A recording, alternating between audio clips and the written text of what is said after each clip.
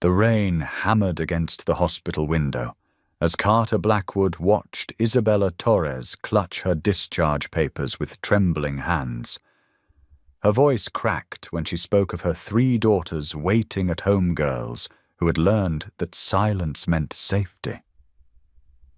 "I'm sorry for almost causing you so much trouble because of me.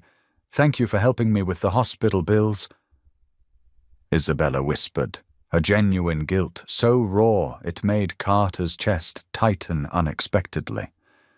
His expensive suit suddenly felt like armor as he adjusted his leather briefcase, the lawyer's mind already calculating. The bruises on her arms were healing, but the story they told had given him something more valuable than money could buy. "You don't need to thank me that much," Carter said carefully, his legal instincts sharpening. "Destiny brought you to me so we could help each other." But as her trusting eyes met his calculating gaze, one question burned in the silence. In this game of mutual benefit, who was really being saved and who was being used? "If you're afraid of that house, come with me." Carter Blackwood had built his reputation on reading people like legal briefs, finding the weak points that could unravel everything. But as he sat across from Isabella Torres in his oak-paneled office 3 days later, he wasn't sure who was more exposed. The morning light streaming through his floor-to-ceiling windows caught the fading yellow edges of bruises along her collarbone, and Carter found himself gripping his Mont Blanc pen harder than necessary. He'd seen domestic violence cases before, but something about Isabella's quiet dignity made his chest feel hollow, in a way he hadn't experienced since Sarah's funeral. "Tell me about Vincent," Carter said, his voice gentler than his usual courtroom tone. Isabella's shoulders tensed at her husband's name, and she glanced toward the door as if Vincent Morrison might burst through it at any moment. The fear in her gestures was so ingrained it had become muscle memory, and Carter recognized the signs of someone who had learned to anticipate violence in the smallest changes in atmosphere. Isabella's story unfolded like a legal document written in blood and tears.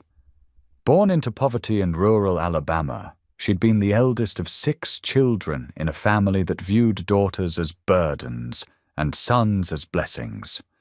When she turned 18, her father had arranged her marriage to Vincent Morrison, a businessman from Tennessee who promised a better life in exchange for a wife who could give him the sons his first marriage had failed to produce. "He paid my father $5,000, Isabella said, her voice barely above a whisper. "Like I was livestock being sold at auction." The first pregnancy brought Rosa, and Vincent's disappointment had manifested in cold silence and sudden rages. Carmen's birth 2 years later had escalated the emotional abuse to physical violence, though Vincent was careful to leave marks where they wouldn't show. When Sophia arrived 3 years after that, Vincent's fury had turned systematic and calculating. He'd isolated Isabella from any support system, monitoring her calls and controlling every penny of their household budget. The beatings had become regular occurrences, always accompanied by his bitter complaints about her failure to produce the male heir he'd purchased her to provide. Carter listened with the practiced neutrality of a seasoned attorney, but inside, his strategic mind was already working. As Isabella described years of violence justified by her supposed failure as a woman, Carter felt a familiar heat building in his chest. The same righteous anger that had driven him to become a prosecutor before private practice had lured him away with better pay and more prestige. But beneath that anger was something else, something that made his fingers drum against his desk blotter with increasing urgency. The local mayoral race was heating up, and Carter had been quietly considering a run for months. His law practice had made him wealthy, but wealth felt empty when there was no one to share it with. His daughter Sarah had been gone for 3 years now, killed by a drunk driver while walking home from school, and the settlement money from that case had only reminded him that justice could never truly balance the scales of loss. He'd been searching for something that would give his life meaning again, some way to honor Sarah's memory by protecting other children who needed someone to fight for them. As Isabella finished her story, Carter's mind was already calculating the political implications. A successful domestic violence case, especially one with the compelling narrative of a woman literally sold into marriage, would resonate powerfully with voters. The demographics were perfect suburban women, older voters concerned about family values, progressives focused on women's rights. He could already see the campaign ads, hear the speeches about standing up for the most vulnerable members of society. "Isabella," Carter said, leaning forward with what he hoped looked like pure compassion. "I want to help you get free from Vincent, but I need you to understand that this won't be easy. He's well connected in the business community, and he'll fight back hard. Are you prepared for that?" The question was genuine. He did want to help her, and he did recognize the challenges ahead. But it was also a test, a way to gauge whether she had the strength to be not just a client, but a compelling witness in the court of public opinion. Isabella's response surprised him with its quiet steel. "Mr. Blackwood, I've been preparing for this fight every day for the past 14 years. Every time I put makeup over a bruise, every time I explained away an injury to my daughters, every time I pretended everything was normal when nothing about our life was normal. I'm not afraid of Vincent's connections or his money. I'm afraid of what happens to Rosa, Carmen, and Sophia if I don't find the courage to fight."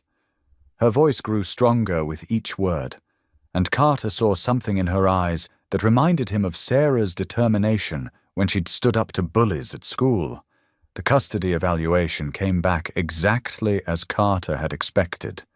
Vincent's lawyers, a team from Memphis's most prestigious firm, had painted Isabella as an unstable woman whose mental health issues made her unfit for motherhood.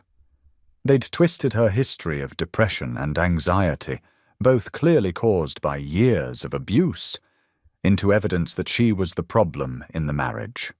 The court-appointed psychologist, Dr. Patricia Henley, had spent 2 hours with Isabella and concluded that her trauma responses were actually personality disorders that posed a risk to her children's well-being.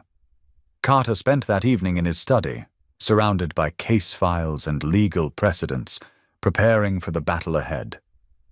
His housekeeper had left a dinner on the kitchen counter, but food felt irrelevant when there was strategy to consider. The leather briefcase that had become his constant companion sat open beside him, filled with evidence that painted a picture of systematic abuse spanning more than a decade. Medical records showed a pattern of injuries consistent with domestic violence, though Isabella had always provided alternative explanations to protect her husband's reputation. The smoking gun came from an unexpected source. Isabella's youngest daughter, Sophia, had been drawing pictures during her sessions with the family counselor, innocent crayon sketches that told a story more damning than any testimony.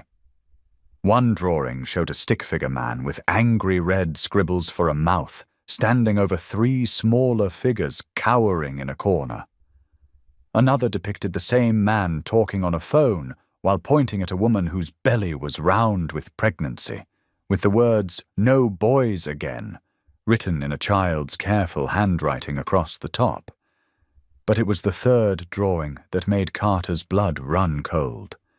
Sophia had drawn what she called Daddy's business meeting, showing 2 adult figures exchanging money, while a smaller figure with long hair stood between them.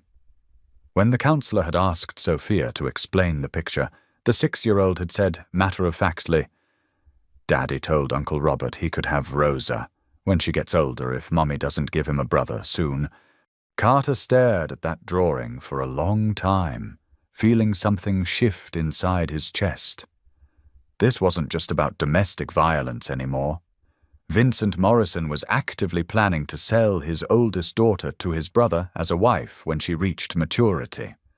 The political opportunities this case could provide suddenly felt secondary to the urgent need to protect 3 little girls from a future that looked terrifyingly similar to their mother's past. The preliminary hearing was scheduled for a Thursday morning in November, and Carter arrived at the courthouse with the grim satisfaction of a hunter who had finally cornered his prey. Vincent Morrison sat at the defendant's table, looking every inch the successful businessman in his tailored navy suit and silk tie, but Carter could see the calculation behind his composed facade. Vincent's legal team had clearly briefed him on how to present himself respectful, but not submissive, concerned but not desperate. The picture of a loving father worried about his children's welfare. Isabella sat beside Carter wearing a simple blue dress that he'd helped her choose, something professional but not expensive, sympathetic but not pitying. She'd learned to wear makeup that covered the fading marks on her face without making it obvious she was hiding something, and her hands remained steady as she reviewed her testimony notes one final time. Carter admired her composure, even as he noted how it would play to the jury. She looked like every suburban mother in the courtroom, which would make her story all the more shocking when it finally came to light. Judge Margaret Thornfield called the hearing to order with the brisk efficiency of someone who had seen too many domestic disputes and wanted to cut through the usual dramatics. Carter had researched her extensively. She was a former prosecutor with a reputation for being tough on domestic violence cases, but she was also known for her skepticism of what she called convenient accusations during custody battles. He would need to present his evidence carefully, building a case that felt inevitable rather than opportunistic. Vincent's lawyer, James Patterson from the firm of Patterson, Wells and Associates, opened with a strategy Carter had anticipated. He painted Isabella as an emotionally unstable woman who had manufactured abuse allegations to gain advantage in divorce proceedings. "Your Honor," Patterson said in the smooth tone of someone accustomed to defending wealthy clients, "my client has been the victim of false accusations designed to destroy his reputation and steal his children. Mrs. Morrison has a documented history of mental health issues, and these fabricated claims of abuse are simply another manifestation of her instability." Carter let Patterson finish his opening statement without objection, taking notes and watching the judge's reaction. Judge Thornfield's expression remained neutral, but Carter caught the slight tightening around her eyes when Patterson suggested that Isabella's medical records supported his claims about her mental state. It was a risky strategy to attack the victim's credibility so directly, and Carter sensed that Patterson had overplayed his hand. When Carter's turn came, he approached the bench with the measured confidence of someone who held all the winning cards, but wasn't ready to reveal them yet. "Your Honor, we're here today because Mr. Morrison has spent 14 years treating his wife and daughters as property he purchased, rather than family members he's supposed to protect. The evidence will show a pattern of systematic abuse designed to control and intimidate, and will demonstrate that Mr. Morrison poses a clear and present danger, not just to Mrs. Morrison, but to their 3 young daughters." The first witness Carter called was Dr. Jennifer Walsh, a forensic psychiatrist who specialized in domestic violence cases. Dr. Walsh had examined Isabella extensively and reviewed her medical records going back to the beginning of her marriage. Her testimony was clinical but devastating, detailing injury patterns consistent with repeated physical abuse and psychological trauma responses that clearly indicated prolonged exposure to domestic violence.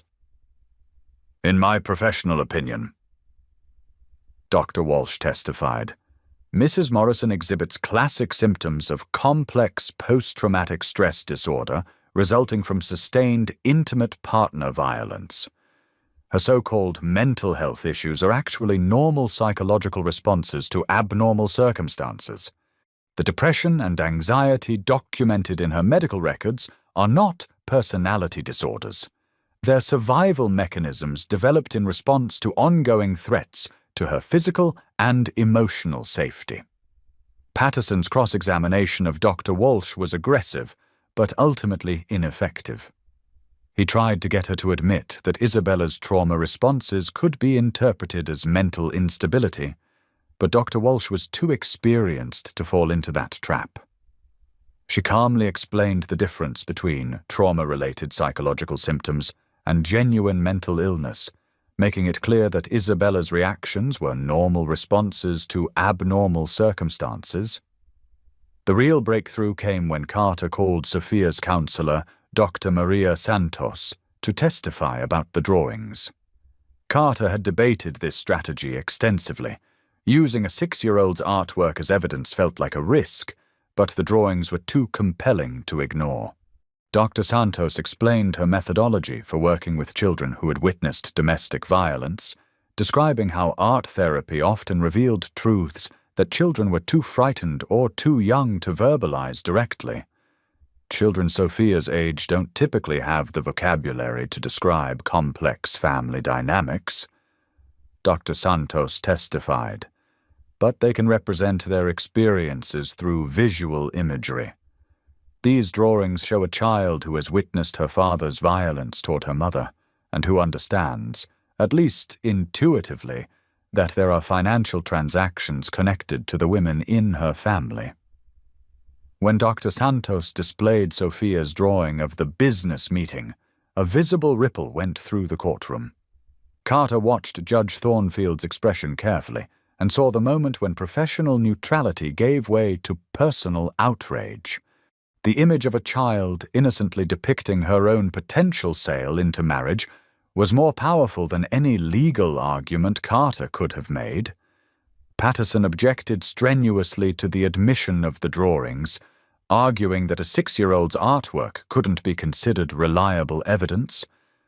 But Judge Thornfield overruled his objection, noting that children's statements and drawings were routinely admitted in custody cases as evidence of their experiences and perceptions. The drawings may not prove the specific allegations, she said, but they clearly indicate that this child has been exposed to discussions and situations that no 6-year-old should witness. The momentum shifted completely when Carter played the recording that would become the case's smoking gun. Isabella had been wearing a wire during a meeting with Vincent's brother Robert, a conversation that Vincent himself had arranged without realizing it was being monitored. The audio quality was crystal clear, capturing Vincent's voice as he discussed his investment in Isabella and his plans for their daughters. "Look, Robert, I paid good money for a wife who was supposed to give me sons." Vincent's recorded voice filled the courtroom. "Instead, I got 3 daughters who are just going to cost me money until they're old enough to be useful. Rosa's almost 10 now. In a few years, she'll be ready for marriage. You said you'd be interested in making the same kind of arrangement our fathers did. 5,000 for Rosa when she turns 16, 10,000 for Carmen since she's prettier, and we'll see about Sophia when the time comes." The courtroom fell completely silent as Vincent's voice continued, outlining his plans to sell his daughters into marriages with his business associates. Carter watched the defendant's face as his own words played back, seeing the moment when Vincent realized that his careful facade had crumbled completely. Even Patterson looked shaken, his confident demeanor replaced by the grim expression of a lawyer who knew his case was lost. Judge Thornfield called a recess after the recording finished playing, and Carter could see her struggling to maintain judicial composure in the face of evidence that went far beyond typical domestic violence. During the break, Carter noticed several reporters in the gallery frantically taking notes and making phone calls. Word of Vincent Morrison's recorded confession was already spreading. and Carter realized that this case was about to become much more than a simple custody dispute. When court reconvened, Patterson made a last-ditch effort to have the recording excluded, arguing that it had been obtained illegally. But Carter had anticipated this challenge and had carefully followed all legal requirements for recording conversations. Isabella had been a party to the conversation, which meant no warrant was required, and Tennessee's one-party consent law clearly permitted the recording under these circumstances. Vincent's testimony on his own behalf was a disaster from start to finish. Patterson had clearly advised him to express remorse and claimed that the recording had been taken out of context, but Vincent's arrogance made it impossible for him to maintain a convincing facade of repentance. Under Carter's cross-examination, he became increasingly defensive and angry, displaying the same controlling behavior that had terrorized his family for years. "Mr. Morrison," Carter asked during cross-examination, "when you paid Isabella's father $5,000 for her hand in marriage, did you consider that transaction a business deal or an expression of love?" The question was designed to be unanswerable without self-incrimination, and Vincent fell directly into the trap.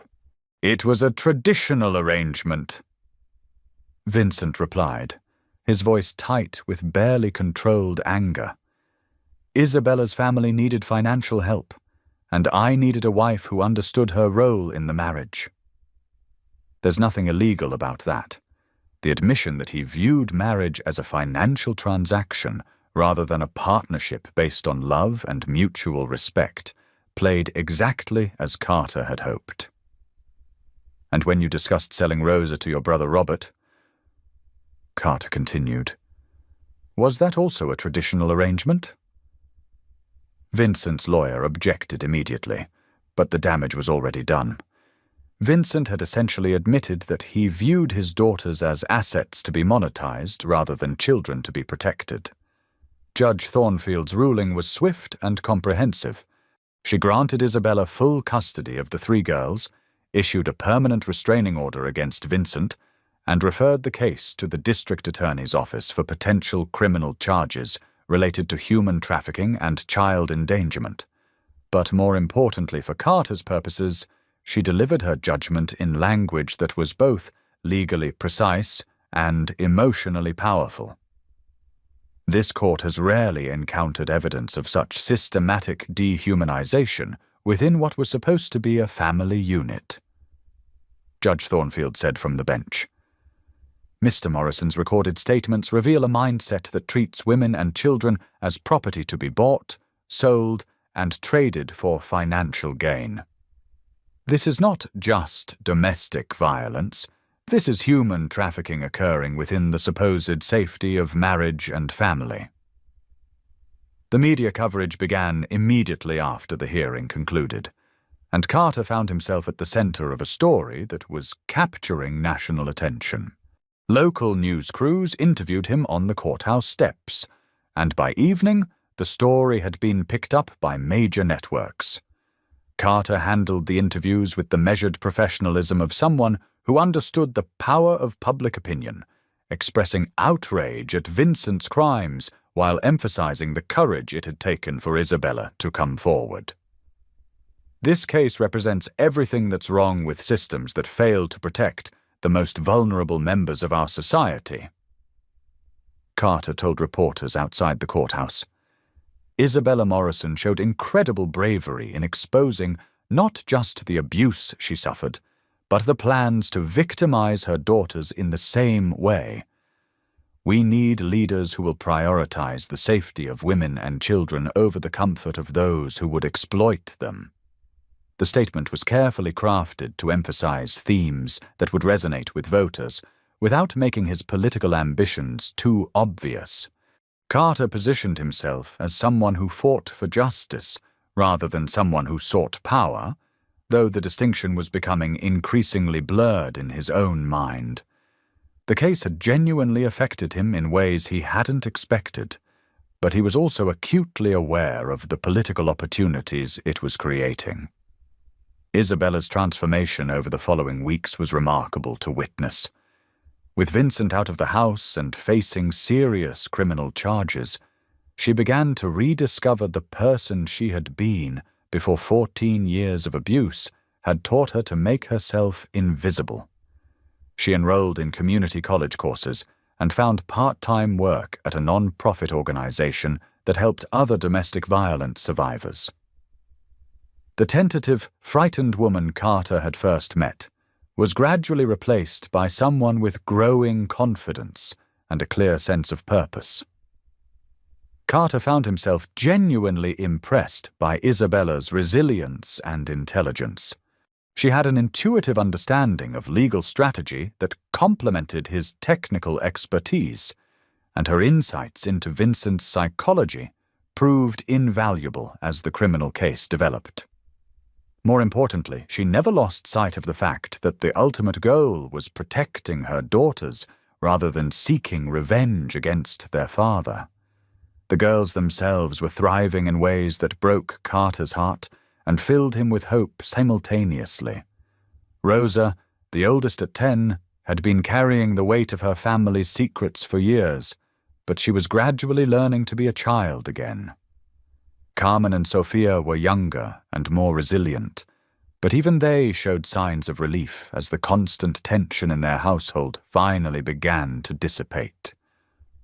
Carter made sure they had access to counseling and support services, both because it was the right thing to do and because their recovery would be powerful testimony to the positive impact of removing them from an abusive environment.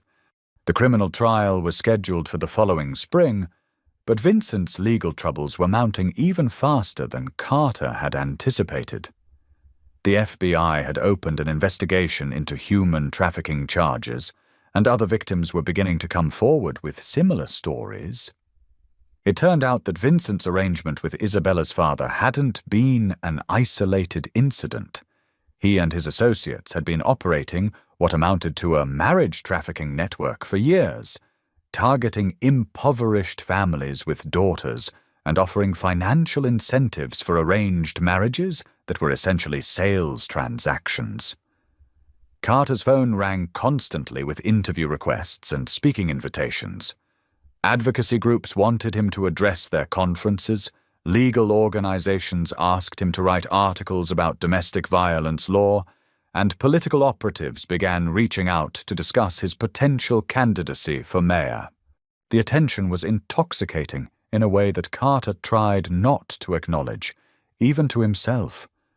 For 3 years he had felt invisible and purposeless, going through the motions of his legal practice without any sense that his work mattered. Now he was at the center of a story that was making a real difference in people's lives, and the recognition felt like validation that he was finally honoring Sarah's memory in a meaningful way. But late at night, alone in his study with Isabella's case files spread across his desk, Carter found himself questioning the purity of his motives. Had he really taken this case because he wanted to help a woman and her children escape from abuse? Or had he seen an opportunity to rebuild his own sense of purpose and public relevance? The distinction mattered, even if the outcome was the same. Good intentions didn't automatically justify questionable motivations, and Carter was too honest with himself to pretend that his political calculations hadn't been part of his decision-making process from the very beginning. The mayoral campaign officially launched on a crisp February morning, with Carter announcing his candidacy from the steps of the courthouse, where he had won Isabella's custody case. The symbolism was intentional and powerful. He positioned himself as someone who would bring the same commitment to justice and protection of the vulnerable to city government that he had brought to Isabella's legal battle. The announcement drew a crowd of several hundred supporters, including many domestic violence survivors who had found inspiration in Isabella's story. Isabella herself spoke at the campaign launch, delivering a brief but powerful statement about the importance of having leaders who understood the reality of violence against women. Her presence on the stage beside Carter sent a clear message about his values and priorities, and the media coverage focused heavily on their partnership in seeking justice for abuse victims. Carter was careful to share credit for their legal victory, emphasizing Isabella's courage rather than his own tactical brilliance. But he was also aware that her endorsement carried significant political weight. The polling numbers were encouraging from the start.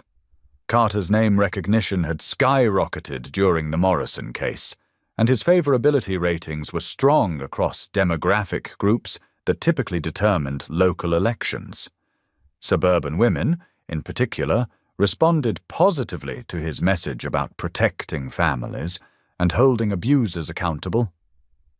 Older voters appreciated his emphasis on traditional values like protecting children and supporting families, while younger progressives were drawn to his advocacy for women's rights and criminal justice reform.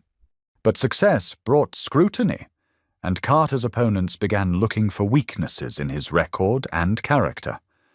The most serious challenge came from an investigative journalist named Rebecca Grant, who had been following the Morrison case since the initial custody hearing.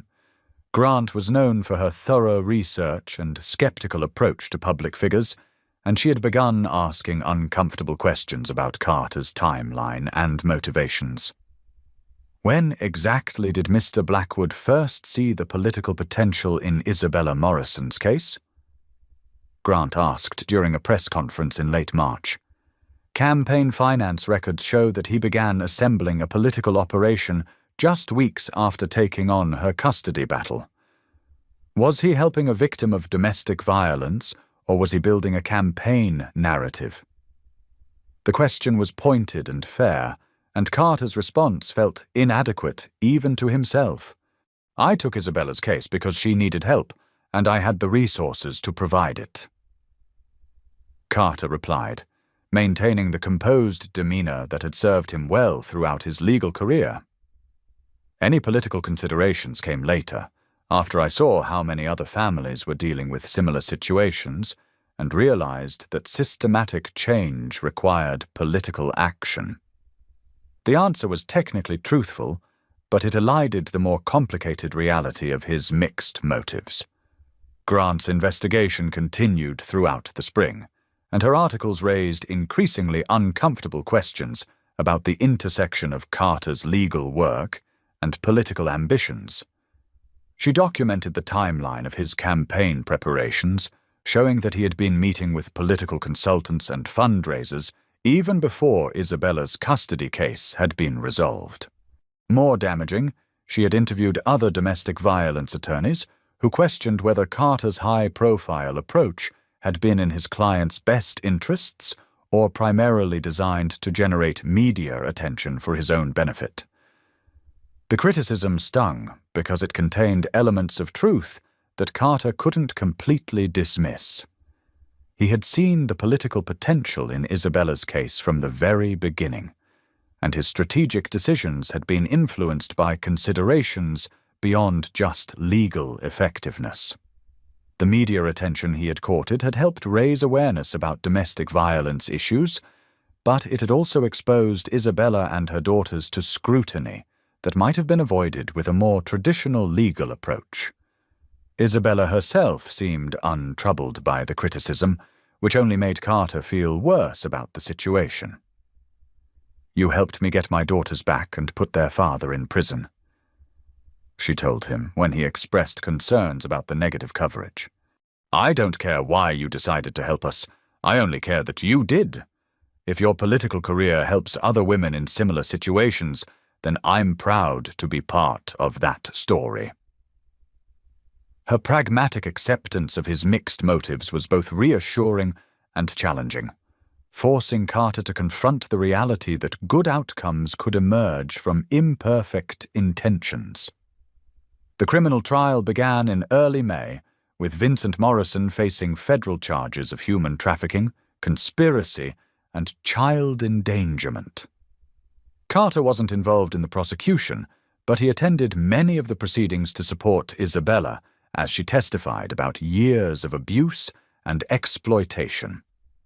Watching her on the witness stand, speaking clearly and calmly about experiences that would have broken many people, Carter felt a mixture of admiration and guilt that he struggled to reconcile. Vincent's conviction was never really in doubt. The evidence against him was overwhelming, and his recorded statements had made denial impossible.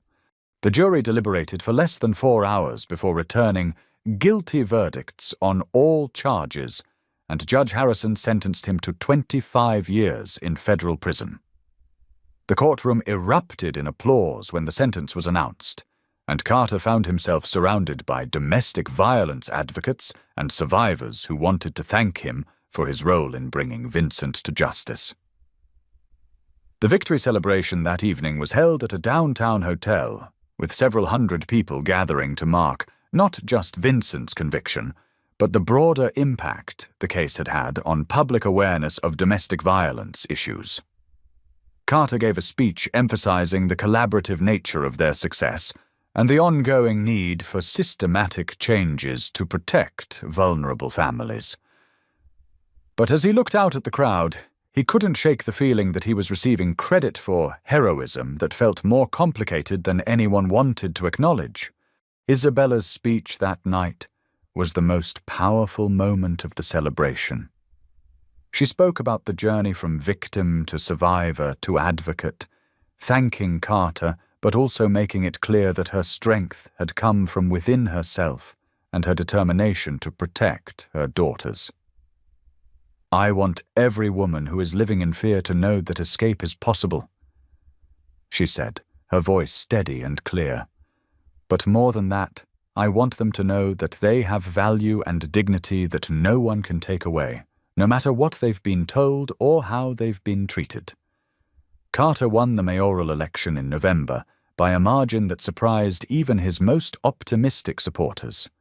His message of protecting families and fighting for justice had resonated across party lines, and his association with Isabella's case had given him credibility on issues that typically divided voters along partisan lines. On election night, surrounded by cheering supporters and flashing cameras, Carter felt the satisfaction of achieving a goal he had been working toward for months. But the victory felt incomplete in ways that he struggled to articulate. Standing at the podium in the hotel ballroom, delivering his acceptance speech to hundreds of supporters, Carter found his eyes searching the crowd for Isabella's face. She was there, smiling and applauding with genuine warmth, but something in her expression suggested that she understood the complexity of the moment better than most of the other people in the room. "6 months ago, I was a lawyer who had lost his sense of purpose," Carter said during his victory speech. "Isabella Morrison and her daughters reminded me why I became an attorney in the first place and why public service matters. This election isn't just about me. It's about all of us working together to build a community where everyone is safe and everyone has the opportunity to thrive." The words were sincere, but they also felt like an incomplete accounting of everything that had brought him to this moment. The transition period between election and inauguration gave Carter time to reflect on the path that had led him to the mayor's office. Isabella's case had indeed reminded him of his original motivation for studying law, but it had also revealed uncomfortable truths about his willingness to use other people's pain for his own advancement. The fact that good things had resulted from his actions didn't erase the ethical complexity of his initial motivations, and Carter found himself wondering whether Isabella's trust in him had been earned or simply fortunate. Rebecca Grant's final article about the campaign was published the week before Carter's inauguration, and it raised questions that would follow him throughout his tenure as mayor. Carter Blackwood undoubtedly helped Isabella Morrison and her daughters escape from an abusive situation, Grant wrote. But the timeline of his political preparations suggests that he saw her story as an opportunity for his own advancement from the very beginning. The question isn't whether he did good work, The question is whether that good work was motivated by genuine compassion or calculated ambition. Carter read the article alone in his study, surrounded by boxes of files from his law practice that he was preparing to put in storage. Grant's analysis was fair and thorough, acknowledging both his effective advocacy for Isabella and the political benefits he had derived from their association. She didn't accuse him of exploiting his client, but she did raise legitimate questions about the purity of his motives and the ethics of building a political career on someone else's trauma. The inauguration ceremony was held on a sunny January morning, with Carter taking the oath of office on the same courthouse steps where he had announced his candidacy 11 months earlier.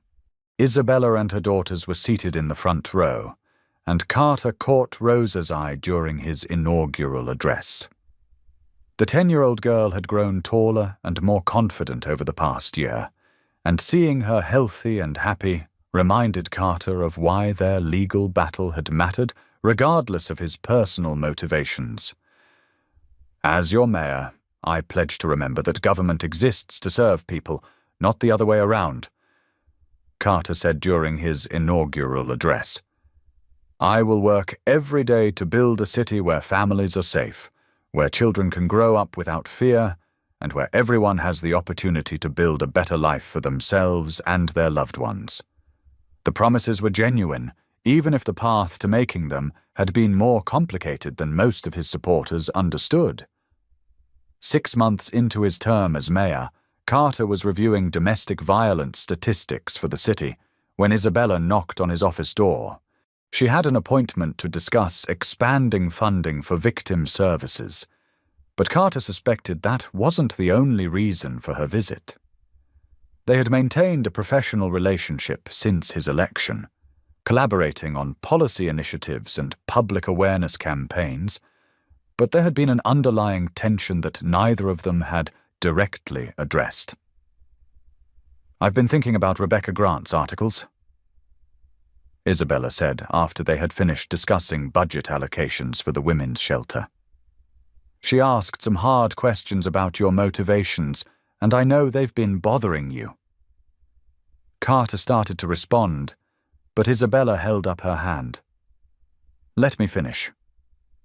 I don't care why you decided to help me. I care that you did help me, and I care that you've used your position to help other families in similar situations. Carter leaned back in his chair, studying Isabella's face and trying to read the subtext of her words. But you do think I used your story to advance my political career? He said. It wasn't a question. They both knew the answer. Of course you did. Isabella replied with a slight smile. You saw an opportunity to do good work and build your own profile at the same time. That doesn't make you a villain. It makes you human. The important thing is what you do with the power you've gained. She paused, her expression becoming more serious. I was sold like property to a man who saw me as a failed investment. You saw me as a person worth helping, even if you also saw political opportunity. There's a big difference between those two things. The conversation stayed with Carter long after Isabella had left his office. Her pragmatic acceptance of his mixed motives was more generous than he felt he deserved, but it also highlighted the gap between his self-perception and reality. He had wanted to be the kind of person who helped others purely out of compassion, but the truth was more complicated and more human than that idealized version of himself. Carter's tenure as mayor was marked by significant progress on issues related to domestic violence and family safety. He expanded funding for victim services, implemented new training programs for police officers responding to domestic violence calls, and created a task force to identify and prosecute human trafficking operations. The policies had real impact. Reported domestic violence incidents increased as victims gained confidence in the system's ability to protect them, and successful prosecutions of abusers became more common. But Carter never fully resolved the questions about his own motivations and ethics. He continued to work closely with Isabella on advocacy initiatives, and their professional partnership evolved into a genuine friendship built on mutual respect and shared commitment to protecting vulnerable families. Yet he was always aware that their relationship had begun with his calculation that her story could serve his political ambitions, and that knowledge colored his understanding of everything they accomplished together. 3 years into his mayoralty, Carter was preparing for his re-election campaign when a young journalist asked him the question he had been dreading. "Mr. Mayor, looking back on the Morrison case that launched your political career, do you think you exploited Isabella Morrison's trauma for your own advancement?" The question was direct and fair, the kind of accountability that public officials should expect, but rarely welcome. Carter took a long breath before answering, aware that his response would be scrutinized and analyzed by supporters and critics alike. "I think I saw an opportunity to do important work and build my own career at the same time," he said slowly. "Whether that constitutes exploitation depends on your perspective and your definition of ethical behavior. What I can say is that Isabella Morrison and her daughters are safer today than they were 4 years ago, and hundreds of other families in this city have benefited from the policies we've implemented since then." The journalist pressed for a more definitive answer about his motivations, but Carter refused to provide the simple moral clarity that would have made for better headlines. "I'm not sure anyone's motivations are ever completely pure," he concluded. "The question isn't whether I benefited politically from helping Isabella. The question is whether the work we've done together has made this city a safer place for vulnerable families. I'll let the voters decide whether that's enough." Isabella's response to the interview, published in the local newspaper the following week, was characteristically direct and pragmatic. "Carter Blackwood helped me escape from an abusive marriage and build a new life for my daughters," she wrote. "He used our story to launch his political career, and he's used his position to help other families in similar situations. I'm not interested in debating the purity of his motives. I'm interested in the results of his actions. My daughters are safe, my ex-husband is in prison, and this city has become a place where domestic violence victims can find real help and support. That's what matters to me." Carter won re-election by an even larger margin than his initial victory, suggesting that voters were more interested in his policy achievements than in philosophical debates about his motivations. But he carried forward the knowledge that his success had been built on a foundation of calculated compassion that had produced genuine good while serving his personal ambitions. The moral complexity of that reality would follow him throughout his political career, a reminder that even heroic actions could emerge from fundamentally human and therefore imperfect motivations. On a quiet evening in late autumn, Carter sat in his mayoral office reviewing applications for the city's expanded domestic violence prevention program.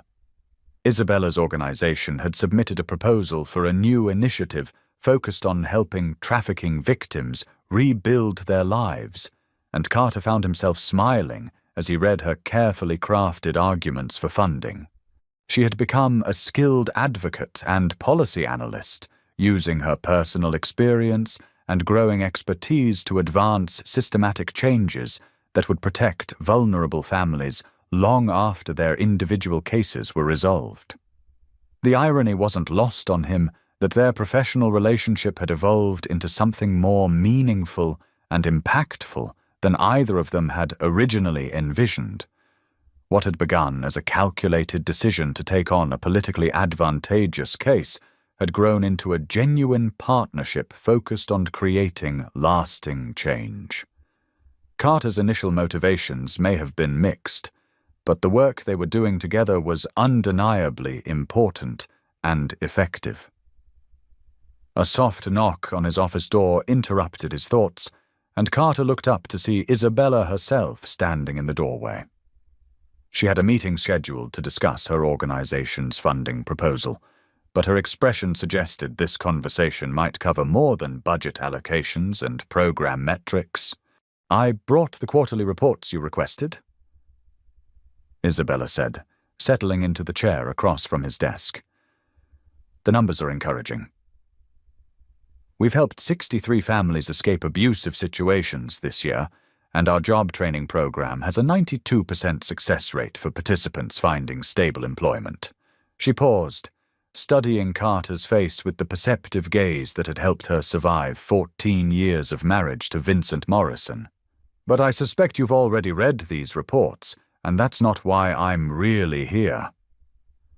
Carter set down the funding proposal and leaned back in his chair, recognizing the tone that meant Isabella had something important to say.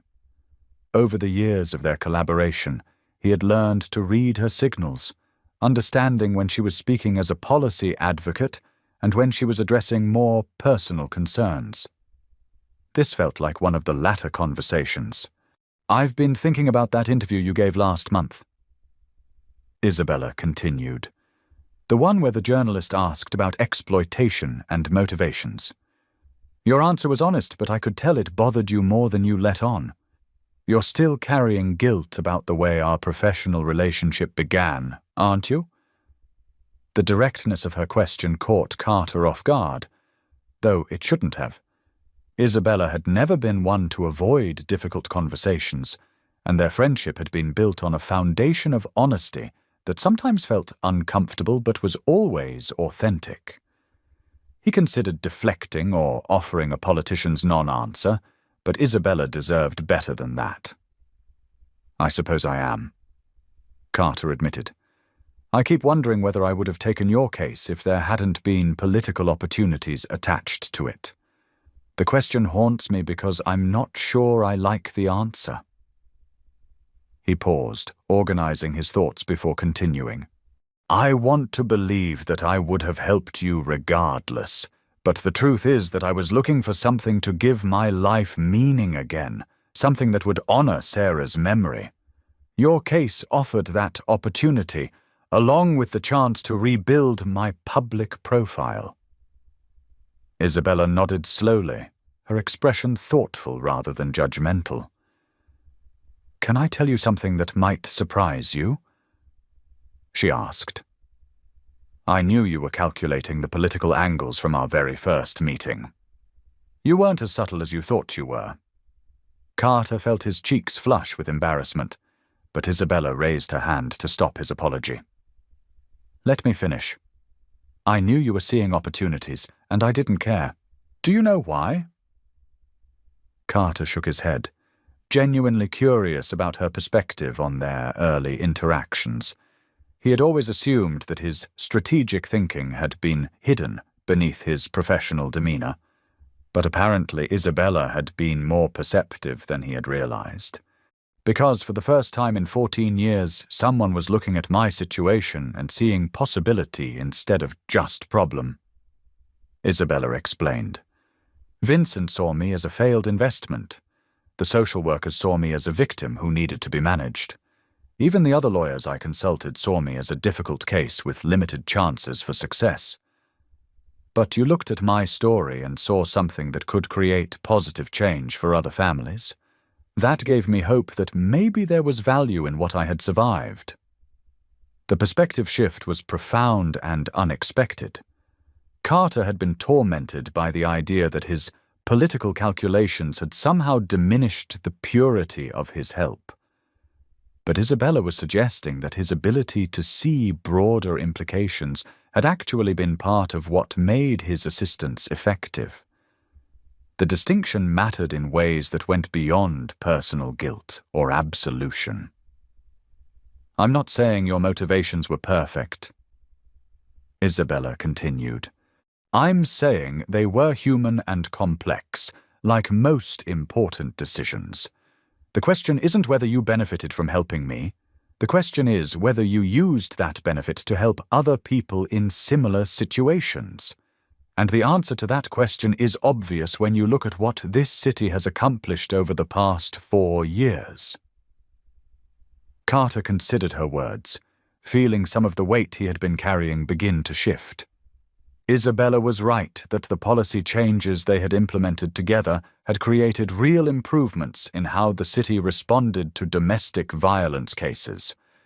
The expanded shelter capacity, improved police training, and enhanced victim services had made measurable differences in people's lives.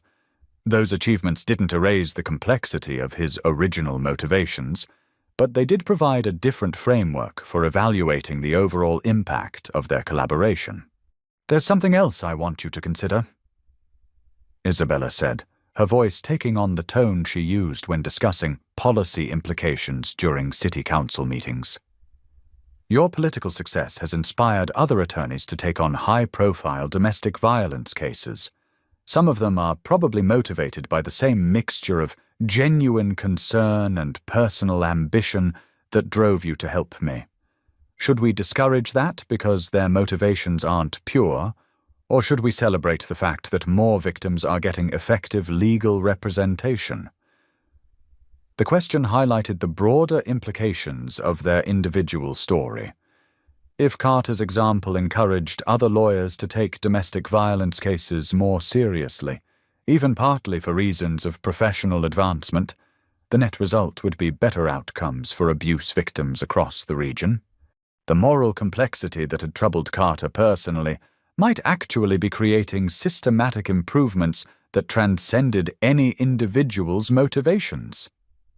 "I've been working with victims for 3 years now," Isabella continued, "and I've learned that most of the people who help us have mixed reasons for getting involved.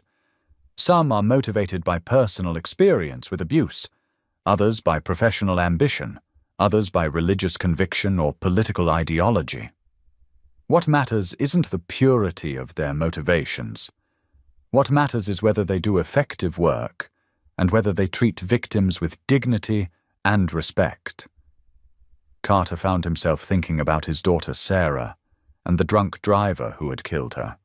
The prosecutor who had handled that case had been running for district attorney at the time, and Carter had always assumed that the man's vigorous pursuit of justice had been partly motivated by the political benefits of securing a high-profile conviction. At the time, Carter hadn't cared about the prosecutor's motivations. He had only cared about getting justice for Sarah. Perhaps Isabella was applying the same pragmatic perspective to their own situation. "So you're saying that calculated compassion can still be genuine compassion?" Carter asked, testing his understanding of Isabella's argument. "That mixed motives don't necessarily invalidate good outcomes.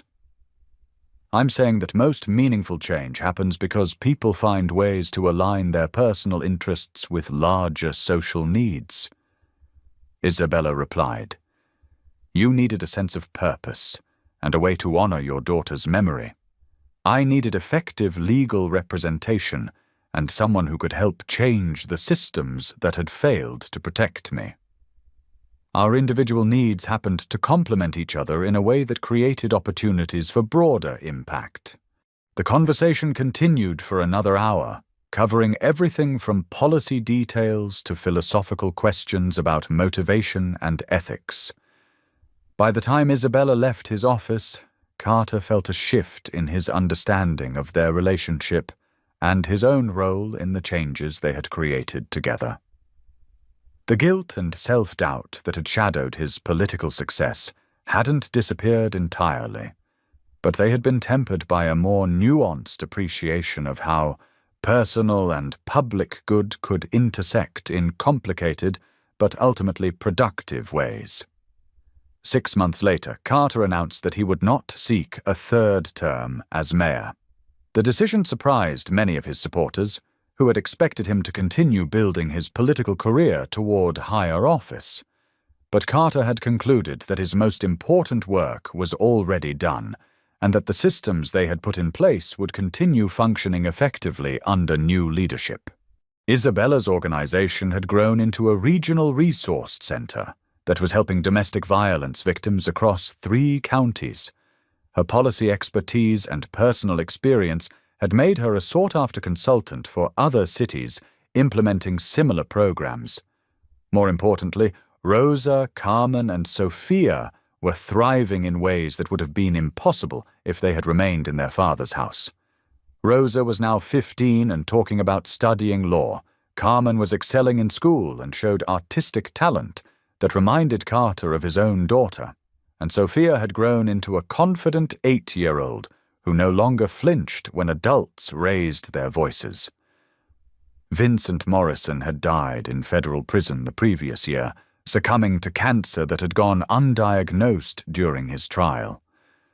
Carter felt no satisfaction in his death, only relief that Isabella and her daughters would never have to worry about his release or revenge. The threat that had dominated their lives for so many years was finally, definitively over. Carter's farewell address as mayor was delivered from the same courthouse steps where he had announced his candidacy and taken his oath of office. Isabella and her daughters were again in the front row, along with dozens of domestic violence survivors who had benefited from the programs they had created together. The speech focused on the collaborative nature of their achievements and the importance of continuing to prioritize protection for vulnerable families. 4 years ago, I met a woman whose courage and determination reminded me why I became a lawyer in the first place. Carter said, his eyes finding Isabella's face in the crowd. She taught me that heroism isn't about having perfect motivations. It's about doing important work even when your reasons are complicated and your methods are imperfect. The policies we've implemented together will outlast my time in office, but more importantly, they represent a commitment that this community has made to stand with those who need our protection most.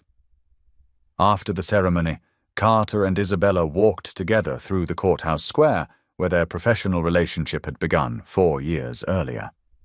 The autumn air was crisp and clear, and the late afternoon light cast long shadows across the plaza, where reporters had first interviewed Carter about his unexpected client and her shocking case.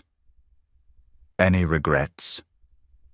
Isabella asked as they paused near the fountain where Carter had given his first press conference about Vincent's arrest. Carter considered the question seriously, thinking about all the ways their story could have unfolded differently and all the choices that had brought them to this moment. "I regret that it took your family's trauma to wake me up to problems I should have been paying attention to all along," he said finally. "I regret that my motivations weren't as pure as I wanted them to be. But I don't regret that we found a way to work together, and I don't regret what we've accomplished." Isabella smiled, the expression carrying traces of the quiet strength that had sustained her through years of abuse and helped her rebuild her life on her own terms. "You know what I've learned?" she said. "Perfect heroes only exist in movies. Real heroes are people who figure out how to do important work despite their flaws and mixed motivations. You saved my daughters from the same fate that destroyed my childhood, and you helped change systems that will protect other families long after we're both gone. That's heroic enough for me." As they parted ways that evening, Carter understood that their story would always be complicated and morally ambiguous in ways that defied simple categorization. He had used Isabella's trauma to advance his political career, but he had also provided her with effective legal representation that had saved her daughters from systematic abuse. His motivations had been mixed from the beginning, but the outcomes of their collaboration had created lasting positive change for vulnerable families throughout the region. The questions that had tormented Carter about exploitation and calculated compassion would never be fully resolved, because they reflected fundamental complexities about human motivation and ethical behavior that couldn't be reduced to simple answers.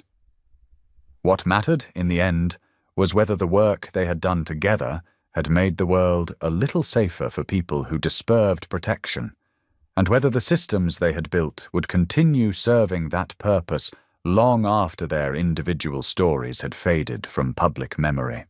Standing alone in the courthouse square as evening settled over the city, Carter thought about his daughter Sarah and the promise he had made at her funeral to find ways to protect other children who needed someone to fight for them.